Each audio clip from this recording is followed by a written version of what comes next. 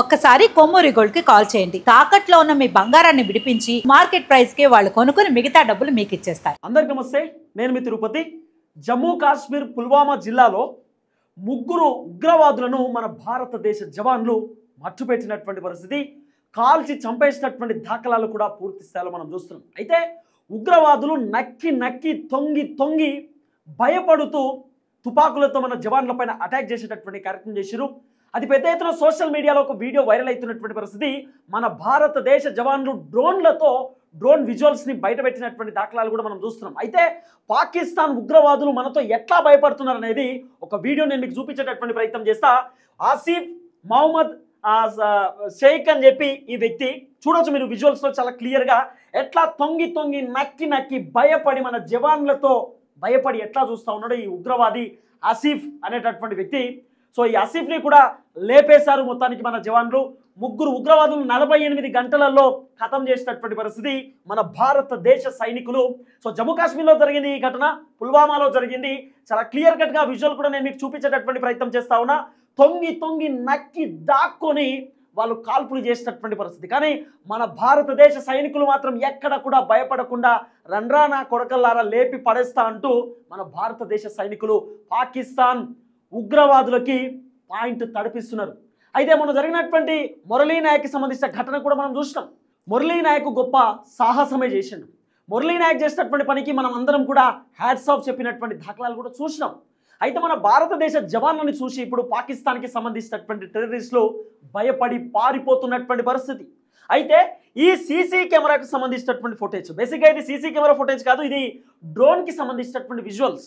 ఈ drone visuals మన భారతదేశ సైనికులు బయట పెట్టినారు. మనల్ని చూసి పాకిస్తాన్కి సంబంధించినటువంటి టెర్రరిస్టులు ఏ విధంగా భయపడుతున్నారో, మనల్ని చూసి పాకిస్తాన్ టెర్రరిస్టులు ఏ విధంగా నక్కి దాక్కుంటున్నారో వాళ్ళు బయట పెట్టేటటువంటి కార్యక్రమం చేసి ఈ అంశంపైన డిస్కస్ చేద్దాం. నాతో పాటు senior journalist political editor Kata Karthik గారు ఉన్నారు. కార్తిక్ గారితో మాట్లాడదాం. కార్తిక్ అన్న, ఈ విజువల్ చూసినావు. ఈ విజువల్ చూసిన తర్వాత పాకిస్తాన్ టెర్రరిస్టులు మన భారతదేశ జవాన్లను చూస్తే పాపం వాళ్ళకు పాయింట్ నడుస్తున్నది, కింద ఏం చేయాలో అర్థమైతలేదు, పారిపోతున్నారు. నక్కి తొంగి మన జవాన్ల పైన అటాక్ చేసే కార్యక్రమం చేస్తున్నారు. కానీ మన జవాన్లు మాత్రం ఎక్కడ కూడా భయపడకుండా రండ్రా చూసుకుందాం మీరా నేనా అనేటటువంటి తరహాలో మన జవాన్ల వ్యవహారం కనబడుతున్నది. సో ఎట్లా చూడొచ్చు కార్తిక్ అన్న ఈ అంశాన్ని? మొత్తం ఈ 48 గంటల్లో 6 టెర్రరిస్టులు, ఈరోజు 3, నిన్న మార్నింగ్ టైంలో 3, మొత్తం 6. ఈ 48 గంటల్లో 6 ఉగ్రవాదుని మన భారతీయ సైనికులు మతం పెట్టారు. ఇప్పుడు నువ్వు చూపిస్తున్నటువంటి ఆసిఫ్ మహమ్మద్ షేక్ ఎవరైతే ది రెసిస్టెంట్ ఫ్రంట్ ఆర్గనైజేషన్ ఉందో ఆర్గనైజేషన్ సంబంధించినటువంటి వ్యక్తి. ఈ ఆర్గనైజేషన్ లష్కరే తోయిబాకి సంబంధించింది. అంటే లష్కరే తోయిబా ఉగ్రవాది ఇతను మొన్న జరిగినటువంటి కాశ్మీర్ దాడి ఉంది కదా, మన 26 మందిని మట్టు పెట్టిన దాడి ఉంది కదా, ఆ దాడిలో నిందితుడు.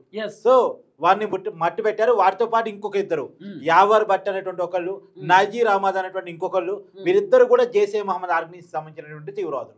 వీరిద్దరిని కూడా మట్టు పెట్టారు. నిన్న లష్కరే తోయిబాకి సంబంధించినటువంటి 3 తీవ్రవాదులు నిన్న మట్టు పెట్టారు. మొత్తం 6 కథం పట్టించారు.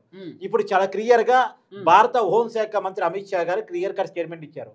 తీవ్రవాదులారా, మీరు వచ్చి జవాన్లు లొంగిపోతే మంచిది, మీరు దాక్కొని కార్యకలాపాలకి చేస్తే మట్టు పెట్టక తప్పదు, ఏ ఒక్కరిని కూడా బతకనిచ్చేది లేదు, ఉగ్రవాదాన్ని నిర్మూలిస్తాం, ఉగ్రవాదుల్ని నిర్మూలిస్తామని చెప్పేసి స్టేట్మెంట్ ఇచ్చారు. అలానే మొన్న కాశ్మీర్ లో జరిగినటువంటి దాడిలో పాల్గొన్న ప్రతి ఒక్కరిని కూడా వదిలిపెట్టేది లేదు అని చెప్పేసి అంత క్లియర్ గా చెప్పారు. వదిలిపెట్టకుండా ఎన్కౌంటర్ చేస్తున్న పరిస్థితి. వీళ్ళు సౌత్ కాశ్మీర్ లో సిక్రీ అడవుల్లో దాక్కుంటున్నారు. ఎత్తైన కొండలంట, సాధారణ ఆ ఎత్తైన కొండల మధ్యలో దాక్కొని ఉంటున్నారు, క్యాంపులు ఏర్పాటు చేసుకొని. అక్కడ నుంచి పథక రచన చేస్తున్నారు. ఇంకేం చేయాలి, ఎలా బాంబులు పెట్టాలి, ఎంత జనాన్ని చంపాలి. వీళ్ళు చనిపోయినప్పుడు కూడా వీళ్ళ నుంచి AK-47 గన్స్ కానీ గ్రానైట్స్ కానీ స్వాధీనం చేసుకునేటువంటి పరిస్థితి మనం చూస్తా ఉన్నాం. అంటే వాళ్ళ ప్లాన్స్ ఇంకా ఏదో చేయాలి. ఈ నాయలు బతకడానికి అనర్హులు, వీళ్ళు బతికితే 10 మందికి ఇబ్బందికరం కలిగిస్తారు. అయినా సరే మన భారతదేశంలో ఎవరో ప్రజాస్వామ్యవాదులు, లౌకికవాదుల పేరుతో కొంతమంది ఎందుకు చెప్తారు, పట్టుకోవచ్చు కదా అంటారు కదా, కానీ అది తెలియాలి, వాళ్ళు ఏం చేస్తున్నారో తెలియాలని చెప్పేసి మన ఆర్మీ డ్రోన్ విజువల్స్ బయట పెట్టింది. వాళ్ళు నక్కి మన జవాన్ల మీద, మన భద్రతా దళాల మీద కాల్పులు చేస్తా ఉంటే, ఆత్మరక్షణ కోసం మన భద్రతా దళాలు కాల్పులు చేస్తే ఉగ్రవాదులు చనిపోయినటువంటి పరిస్థితి చూపించారు కదా. మళ్ళా ఎవరో ఒకళ్ళు మాట్లాడతారు కదా, కావాలని చంపేస్తున్నారు, అమాయకులను చంపేస్తున్నారు, కొంతమందిని ఉగ్రవాదులు ముసుకేసి చంపేస్తున్నారు అని చెప్పేసి ఎవడో ఒకటి మాట్లాడతాడు కదా, పని పాట లేనోడు. ఈయన కొడుకులకి ధైర్యం లేదు, మనల్ని ఎదుర్కోవడానికి వీళ్ళకి ధైర్యం లేదు. ఆ నక్కి నక్కి తొంగి మన జవాన్ల పైన అటాక్ చేస్తున్నాడు.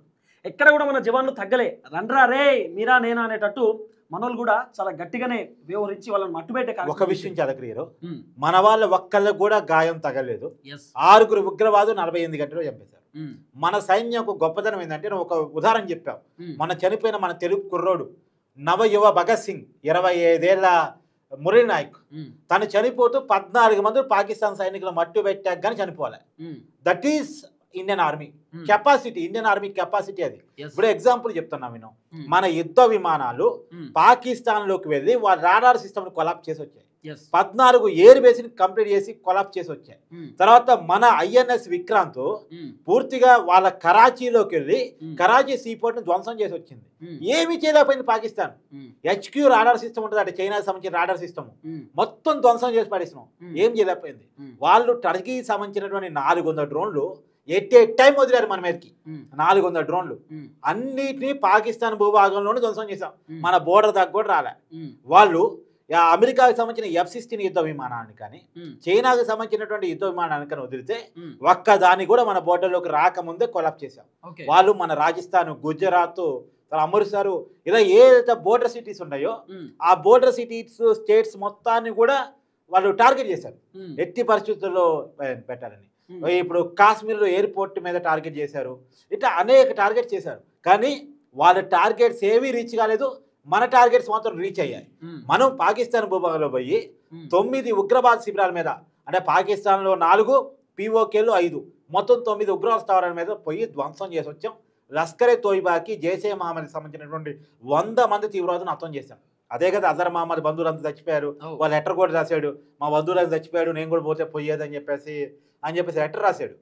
అదే నేను మోడీకి ప్రతీకారం తీర్చుకుంటా, భారతదేశం మీద ప్రతీకారం తీర్చుకుంటా, రాబోయే కాలం దయా దాక్షిణ్యం అని ప్రగల్భాలు పలికాడు కదా. ఎక్కడున్నాడు ఇవాళ అజర్ మహమ్మద్, ఎక్కడ దాక్కున్నాడు, ఏ కలుగులో దాక్కున్నాడు? ఇవాళ వాళ్ళ ఆర్గనైజేషన్ సంబంధించినటువంటి వాళ్ళు, వాళ్ళతో పాటు ఉన్నటువంటి హఫీజ్ సయ్యద్, వాళ్ళ ఆర్గనైజేషన్ లష్కర్ అన్నాడు మోడీని ఊపిరి ఆపేస్తామని చెప్పిండు. ఇప్పుడు వాడే లేడు, హఫీజ్ సయ్యద్ అనేటువంటి లేనే లేడు. మోదీ ఊపిరి ఆపేస్తాం, మోదీని లేపేస్తామని ఇవాళ వాడు ఊపిరి ఆపేస్తున్నాం. లష్కర్ తోయిబాడు ఎవడు ఇండియాలో కనపడ్డా జల్లెడబట్టి మరి ఏరి కోరి వాళ్ళని లేపేస్తున్నారు మన ఆర్మీ వాళ్ళు. జల్లెడబట్టి ఎవడు కనపడితే వాడు టెర్రరిస్టు రేపేస్తున్నారు. వాళ్ళ క్యాంపులు చాలా స్ట్రాంగ్ గా ఉంటాయి. వాళ్ళు చుట్టూ స్థానికులను పెట్టుకుంటారు, వాళ్ళ కొవ్వొట్టును పెట్టుకుంటారు. కొంతమంది వాళ్ళు సహకరిస్తున్నారు, నిజం అది దుర్మార్గం. అది మన పొట్టు తిరుగుకుంటూ, మన గాలి పీల్చుకుంటూ, మన వాటర్ దాక్కుంటూ కొంతమంది వాళ్ళు సహకరిస్తున్నారు. వాళ్ళు వీళ్ళ నుంచి లోకల్ ఆధార్ కార్డు దొరికినాయి. లోకల్ ఆధార్ కార్డు పుట్టించినయో మరి ఉన్నాయో తెలియదు కానీ లోకల్ ఆధార్ కార్డు కూడా దొరికినాయి. సో కొంతమంది వీళ్ళకి సహకరిస్తున్నారు. ఆ సహకారం తీసుకొని చాలా పక్కడ్బందీగా దాక్కుంటున్నారు. అయినా సరే టెక్నాలజీని వాడి వాళ్ళు ఎక్కడున్నారు, ఏం చేస్తున్నారు, వాళ్ళ ప్లానింగ్ ఏంటి, ఎవ్రీథింగ్ ఫైండ్ అవుట్ చేసి వాళ్ళని మట్టు పెడతా ఉన్నారు మన వాళ్ళు. నేను మళ్ళీ చెప్తున్నా కదా, ఈ 48 గంటల్లో 6 మట్టి పెట్టారని అర్థం చేసుకోక. సో వాళ్ళకి అవకాశం లేదు, లొంగిపోవటం లేదు, పాకిస్తాన్కి పారిపోవటం, 2 ఆప్షన్లు. వాళ్ళ దేశంలో వాళ్ళు ఏదన్నా ఏడవమను, మన సంబంధం లేదు. వాళ్ళ దేశంలో వాళ్ళు ఏదన్నా ఏడవమను. కానీ భారతదేశం మీద కనుక ప్లాన్ చేసినా, భారతదేశం గురించి ఆలోచించినా వాళ్ళు బతకరు. చాలా క్లియర్. ఇక్కడ చూస్తున్నాం కదా ఎంత ఘోరమో. దాక్కొని నక్కి నక్కి చూసి భయపడుతూ ఆ రివాల్వర్ అదైతే తుపాకీ ఉందో ఆ తుపాకీతో కాల్చే ప్రయత్నం చేస్తున్నప్పుడు AK-47 మన ఇండియన్ ఆర్మీ వాళ్ళు డ్రోన్ పెట్టి చూపించారు. వీడు ఎట్లా భయపడుతుండో చూడుర్రి, వీళ్ళు ఎంత పిరికి పందులో చూడుర్రి, చాతగాని సన్నాసులు వీళ్ళు, దద్దమ్మలు వీళ్ళు అని చెప్పి మన జవాన్లు పాకిస్తాన్ కి సంబంధించిన ఈ వీడియో తీయటానికి ఉన్నటువంటి కారణం ఏంటంటే, రేపొద్దున ఎవడన్నా లేదు వాళ్ళు ఉగ్రవాదులు కాదు అమాయకులను పాకిస్తాన్ ఎవడో చెప్తారు కదా. సో చాలా క్లియర్ గా వాళ్ళు నక్కి నక్కి తుపాకులతో ఎలా దాడి చేస్తున్నారు వాళ్ళు ఉగ్రవాదులను చూపించడానికి ఉదాహరణ ఇది. అవును, వాళ్ళు భయపడుతున్నారని చెప్పని కూడా, మనం చూసి వాళ్ళు భయపడుతున్నారని చెప్పని కూడా ఉదాహరణ. అందుకని ఈ విజువల్ ని ఆర్మీ బయట పెట్టిందని నేను అనుకుంటున్నాను.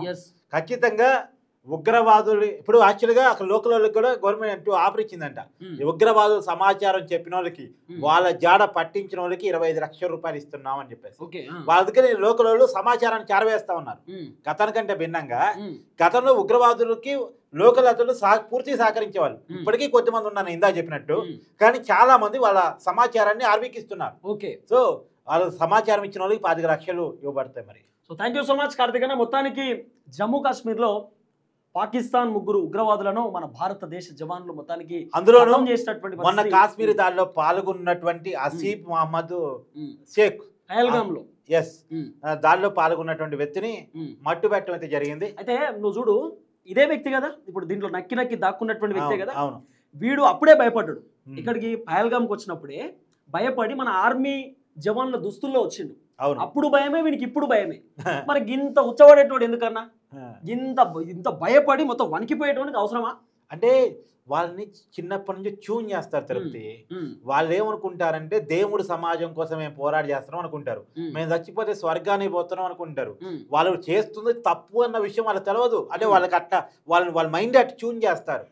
ఇప్పుడు మనం చాలా క్లియర్ గా భారతదేశం చెప్పేది ఏంటంటే పాకిస్తాన్ లో ఈ ట్రైనింగ్ సెంటర్స్ పనిచేయాలి, ఈ ట్యూనింగ్ సెంటర్స్ పనిచేయాలి.